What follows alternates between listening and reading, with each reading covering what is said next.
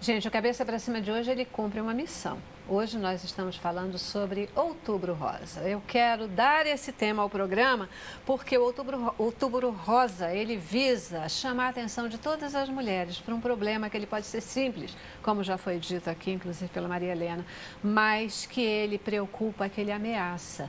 Ele chama a atenção para a importância da prevenção e do diagnóstico precoce do câncer de mama, o câncer que mais mata mulheres no Brasil e no mundo. E as nossas especialistas estão aqui nos ajudando a entender melhor essa história, né? Trabalhar sobre esse tema. Para quê? Para criar exatamente essa consciência de que nós precisamos ter atenção, precisamos nos examinar. E aí, como é que é essa questão? É possível identificar se eu tenho algum tipo de predisposição para o câncer? O que você acha, Glaucia? Eu acho o seguinte, nosso estilo de vida já nos diz que nós vamos ter predisposição para algumas doenças. Se você é sedentário, se você se alimenta mal, se você dorme mal, se você vive no estresse, você não tem o seu momento de acalmar, porque o ócio também é positivo, você precisa dele. Se você não tem nada disso, você já está predisposto a algumas doenças. O que eu gosto de falar é que a gente, para ter alguma doença, a gente precisa ter dois de três fatores: o genético, o psicológico e o ambiental. Se você tem dois desse, a sua predisposição já aumentou em 80%. Como a gente estava conversando aqui, não existe nenhum estudo que comprove que o estresse leva ao câncer. Mas vai diminuir a sua imunidade? Vai. Você está predisposto a qualquer doença. Como a gente sabe, o câncer não é uma única doença, é um conjunto. E aí você está com uma predisposição maior. Eu, como psicóloga, eu começo a falar com meus pacientes que antes de escolher o médico, tem que escolher o psicólogo para melhorar a qualidade de vida. E aí você vai ao médico, sim, para fazer os seus exames rotineiros, para trabalhar aquilo que você está sentindo que não está bom para melhorar. Mas você não vai deixar com isso que a sua predisposição aumente. Então, você melhora a capacidade dessas pessoas de melhorar a forma de entender a vida. E como que a gente pode identificar os fatores de risco, né? Saber se ela é perigosa. É eu sou perigosa, eu vou ter câncer, né? Exatamente. A mulher quer saber isso. Primeira coisa, tem que saber quem é a família. Tem caso de câncer de mama na família, mama ou ovário? Tem? Não tem? Já é uma grande coisa. Se tem, quem teve? Mãe, irmã, tia, prima.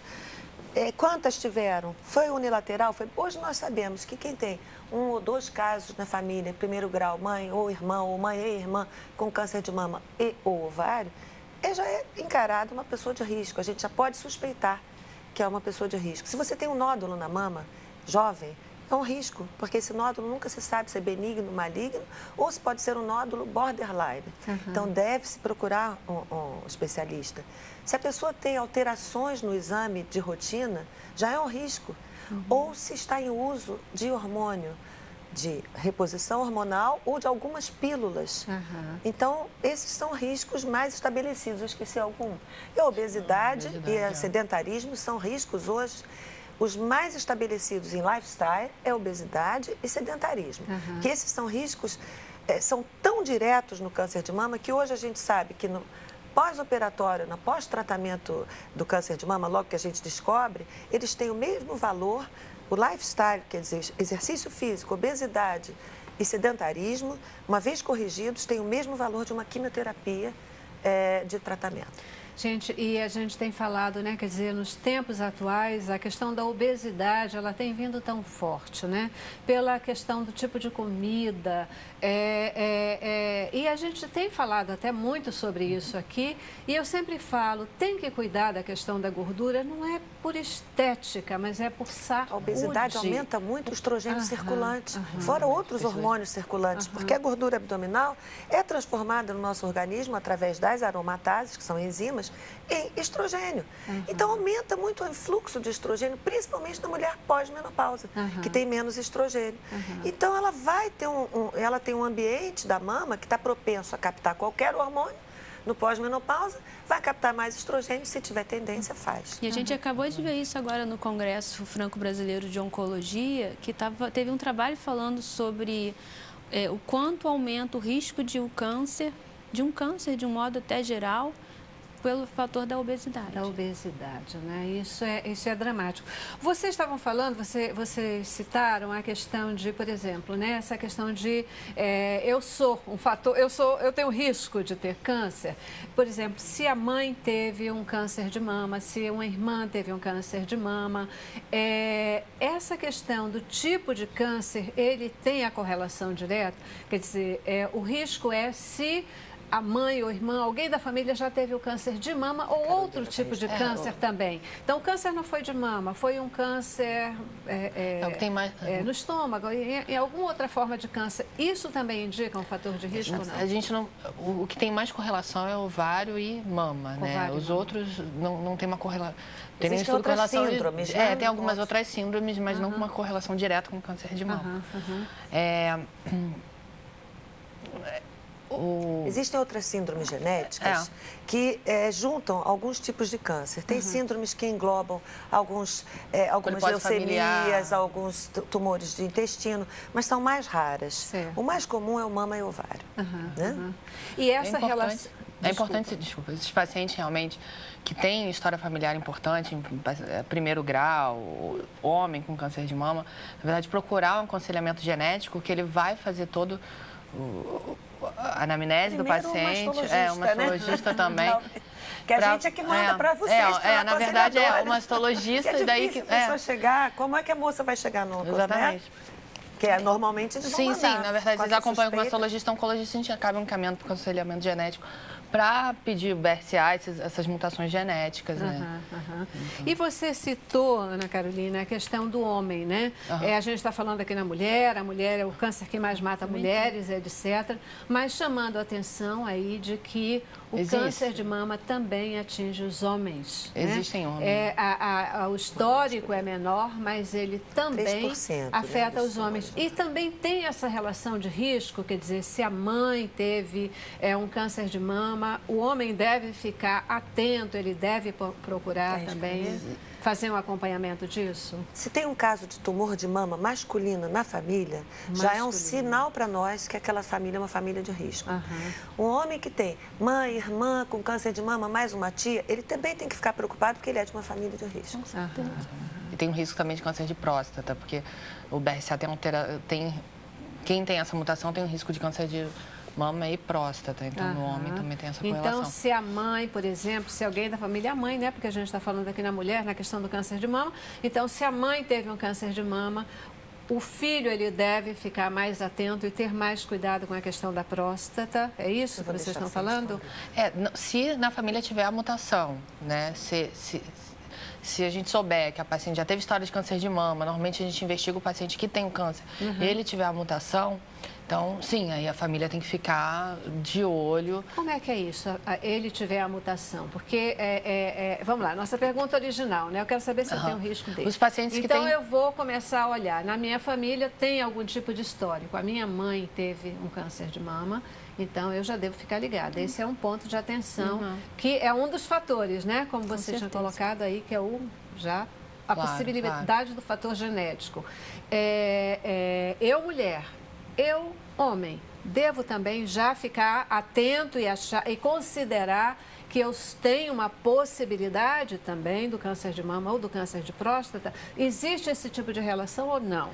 Na verdade, a relação é só quem tem realmente a mutação. Então, você investiga a mutação no paciente que tem o câncer. Então, a mãe teve câncer de mama, ou teve uma irmã com câncer de mama jovem, com uns 30 anos. Então, aquela paciente tem um risco maior de ter a mutação genética. Então, você investiga se aquela paciente é positiva. Se ela tiver a mutação, aí você vai investigar os familiares de primeiro grau para ver se eles têm.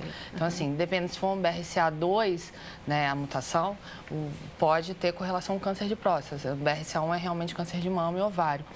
Mas, se tiver a mutação, aí sim, o paciente tem que realmente ter um acompanhamento mais de perto, entendeu?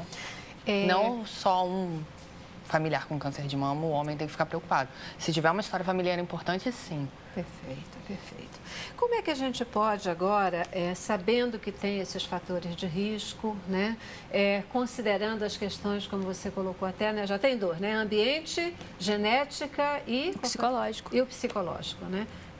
Então, antes da minha pergunta, como é que o psicológico aí, ele pode ou provocar ou acelerar essa questão do câncer? Como é que entra o fator psicológico nessa história? A questão é a seguinte, se você tem uma qualidade de vida boa, você está sempre bem. Okay. Se você não tem uma qualidade de vida boa, qualidade é essa que você determina para você, você sai para caminhar se você tem tempo, se você fazer nada, então deixa eu fazer alguma coisa útil. Se você tem até o ócio positivo, você tem uma qualidade boa.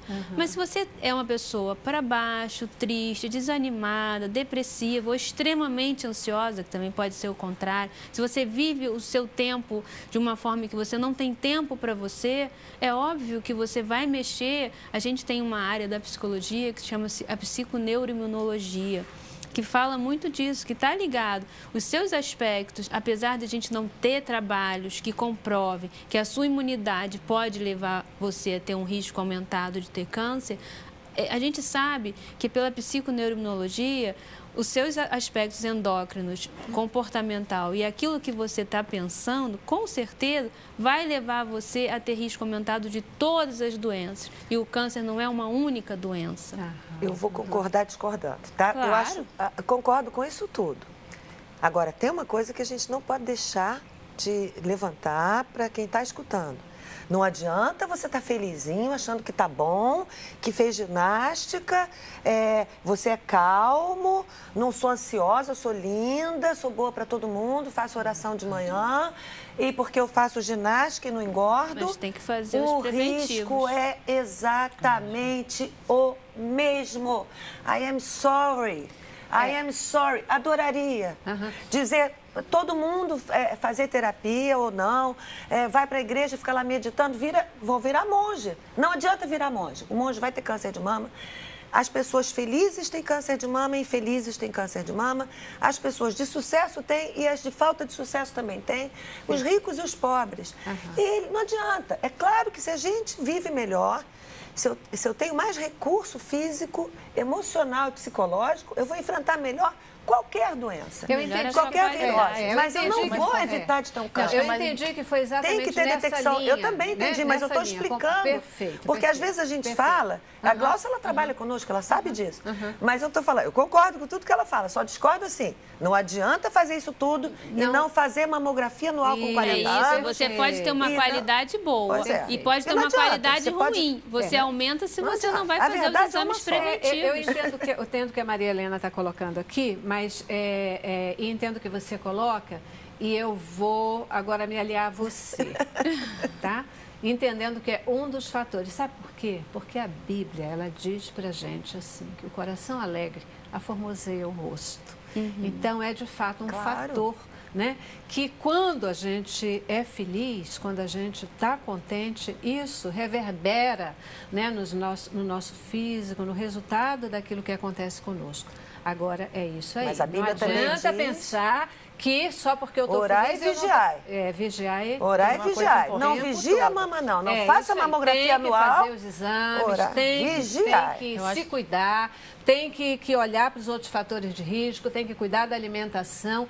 Mas você vai concordar comigo que quando a gente está bem, que quando a gente está feliz, essas questões, elas fluem mais. A gente tem mais, talvez, a iniciativa, né? De ir buscar um médico, de se cuidar, a pessoa feliz não quer morrer. Não quer morrer. Você passa pela doença com mais qualidade. Quando a pessoa está triste, está para baixo, está depressiva, ela não quer saber de nada, não cuida de si, não vai no médico, está tudo muito bom, está tudo muito bem. E aí, de repente, a doença chega. Não morre da doença, morre da depressão, porque a depressão mata. E a pessoa feliz ajuda imensamente no tratamento. O paciente aguenta fazer todo o tratamento completamente diferente de alguém que está deprimido. A gente sabe que o tratamento de câncer é complicado. É radioterapia, é quimioterapia, são as cirurgias que marcam o seu corpo. Você tem que mexer na autoimagem. Isso tudo já abala a sua autoestima. Sem dúvida. Se você tem uma qualidade boa de aspectos psicológicos e emocionais, você passa por isso de uma forma muito mais fácil.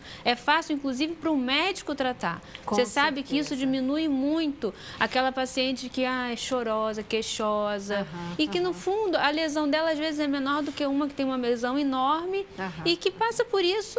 A autoestima te impulsiona, né? Ela vai fazer você ter mais ação, você agir e essa questão toda e cuidar de si mesma. Gente, eu já preciso de novo dar uma paradinha, vou para o intervalo e eu volto já para a gente conversar um pouquinho mais sobre e agora o que a gente tem que fazer para se prevenir, quer dizer, além de cuidar da saúde, além de cuidar da autoestima, além da gente fazer os exames todos, como a gente pode mudar essa história desse número de mortes que estão aí, tantas mulheres no Brasil e no mundo morrendo de câncer de mama, né?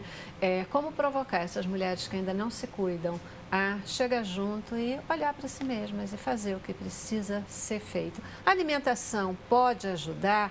Tem algum tipo de alimento que no dia a dia a gente pode focar em ingerir e que possa prevenir também, nos ajudar mesmo diante de fatores genéticos a enfrentarmos melhor essa possibilidade do câncer de mama, mesmo para aqueles que têm fatores genéticos aí estabelecidos? Se tem, quero saber quais são, tá bom? Vamos ao intervalo. Cabeça pra cima.